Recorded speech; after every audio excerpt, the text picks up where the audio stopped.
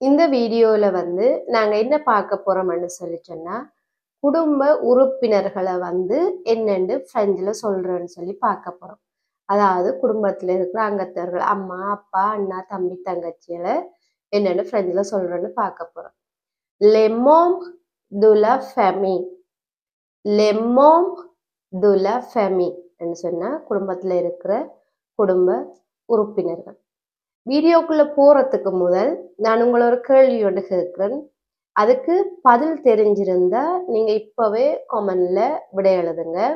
அப்படி உங்களுக்கு அதுக்கு பதில் தெரியலைன்னு சொன்னா நான் இந்த வீடியோல கடைசியில சொல்றேன்.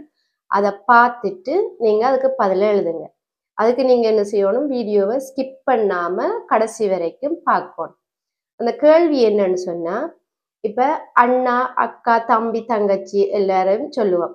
அவைய வந்து நாங்க பொதுவா சகோதரர்கள்னு சொல்லுவோம். இந்த சகோதரர்கள்ன்றத பிரெஞ்சுல நாங்க என்னன்னு சொல்லுவோம். அது வந்து உங்களுக்கு இப்பவே பதில் தெரியுமான்னு சொன்னா எனக்கு கமெண்ட்ல எழுதுங்க. பதில் தெரியாட்டி வீடியோவை கடைசி வரைக்கும் பாருங்க. அடுத்தது வந்து இப்ப என்னட்ட உங்களுக்கு பிரெஞ்சு படிக்க விருப்பம் இல்ல கோச்சிங் வர விருப்பம்னு சொன்னா என் மெயில் அட்ரஸுக்கு மெயில் அனுப்புங்க. அதே மாதிரி டெல்ஃப் எக்ஸாமுக்கு ப்ரிப்பேர் பண்ணணும்னு சொன்னா கூடி என் மெயில் அட்ரஸுக்கு நீங்க மெயில் அனுப்புங்க. இப்ப குடும்ப உறுப்பினர்ல வந்து முதலாவது யாருன்னு சொன்னா அப்பா. அப்பாவை நாங்க என்னன்னு சொல்றோம்னு சொன்னா le père. அப்பாவை என்னன்னு சொல்லுவோம் le père. அதுக்கு ஒவ்வொரு குடும்ப உறுப்பினருக்கு நான் உங்களுக்கு ஒரு உதாரணம் சொல்லிக்கொண்டு போறோம். சரியா? இப்ப அப்பாவுக்கு என்னென்ன உதாரணம்னு பார்ப்போம். இப்ப அப்பாவை வந்து நாங்க வீட்டுல வந்து பப்பான்னு சொல்லியும் கூப்பிடலாம். பப்பான்னு சொன்னாலுமே அப்பா தான். உதாரணம், le père lit le journal. Le père lit le journal என்றா அப்பா வந்து பத்திரிகை வாசிச்சு கொண்டு இருக்கிறார். அடுத்தது வந்து அம்மா.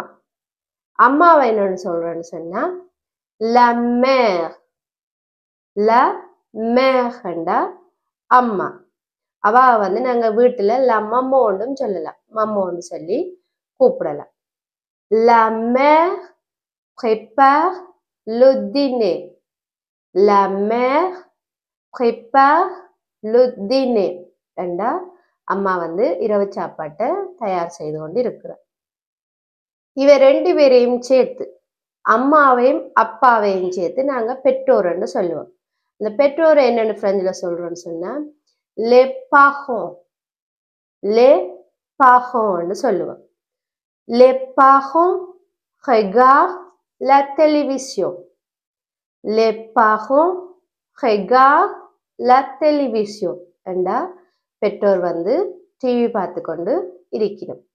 அடுத்தது வந்து மகன். அவைக்கு ஒரு பிள்ளை, மகன், ஆம்பளை பிள்ளை இருந்தா மகனை என்னன்னு சொல்றேன்னு சொன்னா le fils. le fils.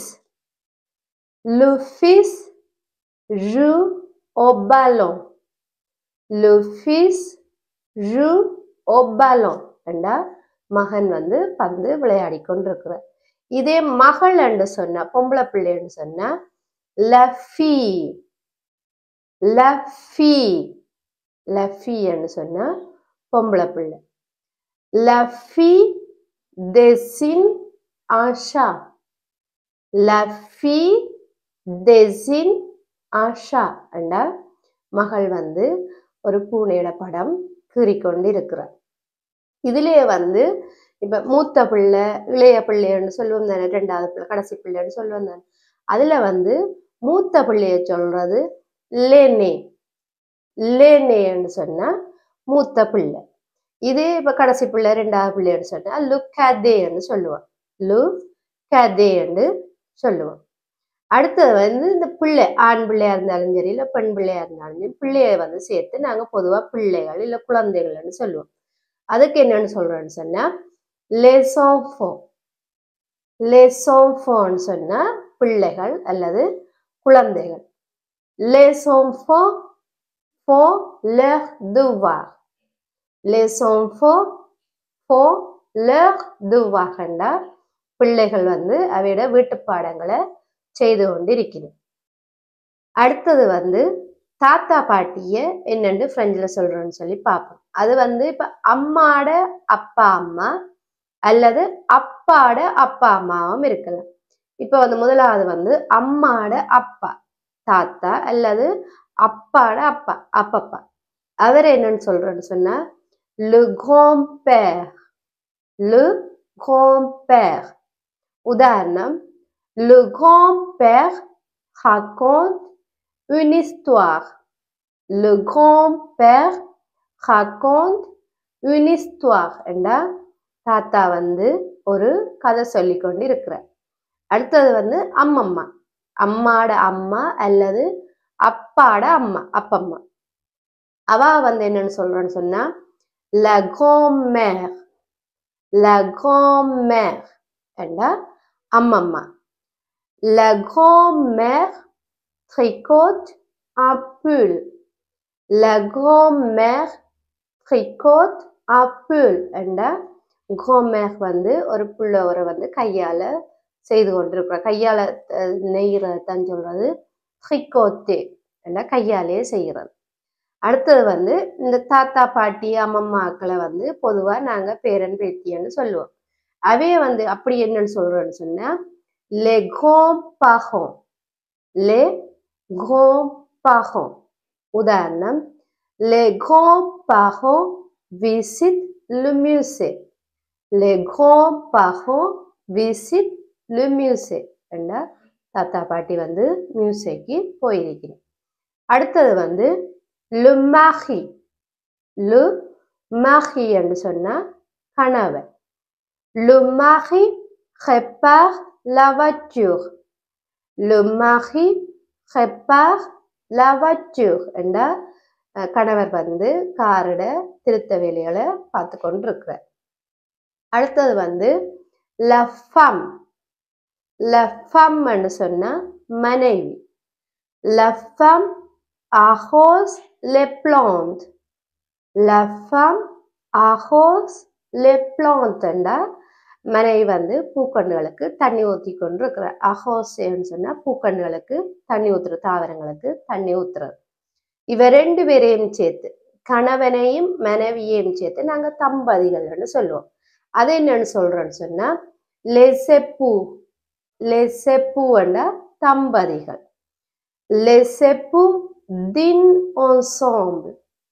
Les époux dînent ensemble என்றா இரவு சாப்பாட்டை தம்பதிகள் ஒன்றா இருந்து சாப்பிட்டவர். அடுத்தது வந்து சகோதரன், இப்ப அண்ணா தம்பி சகோதரன் சொல்றது le frère, le frère என்றா சகோதரன், ஆண் சகோதரன் தான் சொல்றது le frère. Le frère étudie les mathématiques.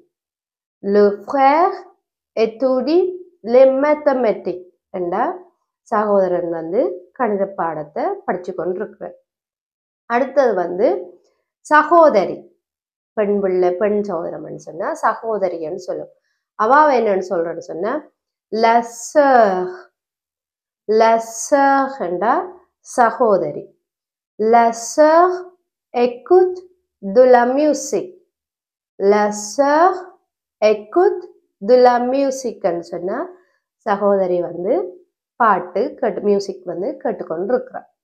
அடுத்தது வந்து இவ வந்து ரெண்டு பேரையும் சேர்த்து, அண்ணா தம்பி இல்ல தங்கச்சி அக்கான்னு பிரிச்சு பிரிச்சு சொல்லாம ரெண்டு பேரையும் சேர்த்து நாங்க சகோதரர்கள்னு பொதுவா சொல்லுவோம். இத வந்து என்னன்னு சொல்றேன்னு சொன்னா இதுதான் நான் ஆரம்பத்துல உங்களை கேட்ட கேள்விக்கான பதிலுமே இதுதான். சகோதரர்கள் என்றதை என்னன்னு சொல்றேன்னு சொன்னா les fratries, les fratries என்று சொன்னா சகோதரர்கள். உதாரணமாக les fratries regardent un film. Les fratries regardent un film என்றா சகோதரர்கள் வந்து ஒரு படம் பார்த்து கொண்டிருக்கிறேன். இதுல வந்து நான் உங்களுக்கு 15 குடும்ப உறுப்பினர்களை பற்றி சொல்லியிருக்கிறேன். அதுக்குரிய ஒரு ஃப்ராஸுமே உங்களுக்கு நான் சொல்லியிருக்கிறேன். இதுல வந்து அடுத்தது மிச்ச குடும்ப உறுப்பினர்களை வந்து நான் வந்து பார்ட் 2ல சொல்றேன். அதையுமே நீங்க பாருங்க.